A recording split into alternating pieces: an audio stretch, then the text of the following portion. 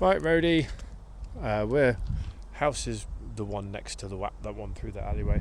He has been given an all clear by the vet to resume walks. That doesn't mean we go full tilt and full distance. So he's been given the clear to do a 5-minute walk once or twice a day for a week, then a 10-minute walk once or twice a day for the second week, 5-minute increments thereafter until he's basically at full health now. So he's been out a couple of times out the front for me just for toilet breaks on the leash. This is the first time we ventured down here, and he is obviously pulling like a train. Don't want that on his knee. Do not want him doing this. He needs to be gentle to aid that healing process still. So I have two choices. I don't really want him running. Every single time he puts the slightest bit of pressure on that leash, I have to completely stop. Just completely stop. Or I let him move at the pace he wants to move without pressure on the leash, so there's no pressure on that back knee. They're my two choices. Neither of them are great, to be fair, because if I let him move at the pace he wants to move after nine weeks now, not walking anywhere, doing anything, and being on meds, specifically gabapentin and trazodone for painkilling because he's had his leg sawn in half. The knee surgery for a ruptured cruciate ligament with dogs is nasty. They don't fix the ligament. What they do is they chop the bone off, they shave a bit of bone down so it improves the angle in the knee, and then they bolt the bone back together. Ouch. So yeah, it's called a TLPO or TPLO, one of those two. It's nasty, hence the 8 weeks recovery time, 9 weeks recovery time before he's even allowed to walk anywhere. But look at the effort he's putting into this. It's not good for his recovery. I need to try and keep this gentle, but he's got to get back out there into the real world.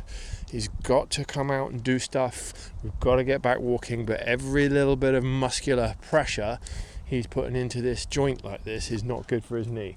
So if I just relent and let him go at the pace he wants to go at, we're going to end up running. He's not ready for that yet. So my only other option is every time I'm getting pressure on that leash, I'm just stopping. Just stop moving and wait for him to have a look around, see what's what, and then we can move forward a little bit again.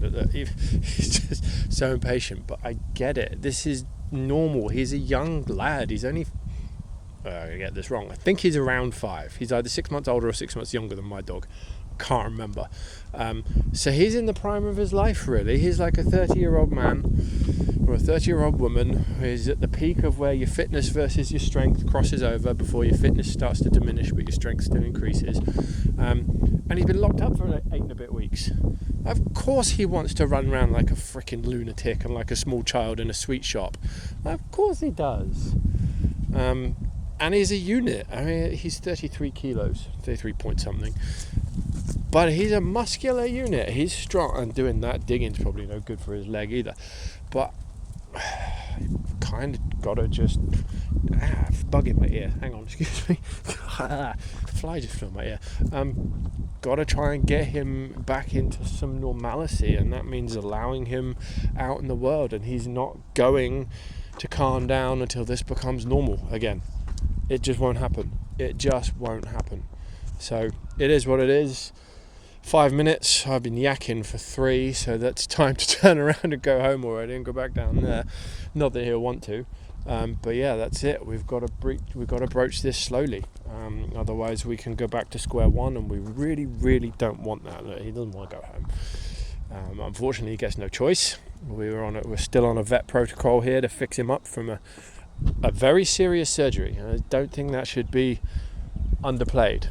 A ruptured ligament in his knee, which involved cutting the bone off, shaving it down and bolting it back together, should not be underplayed. That is a very, very invasive surgery, and you have to be gentle with it, getting him back.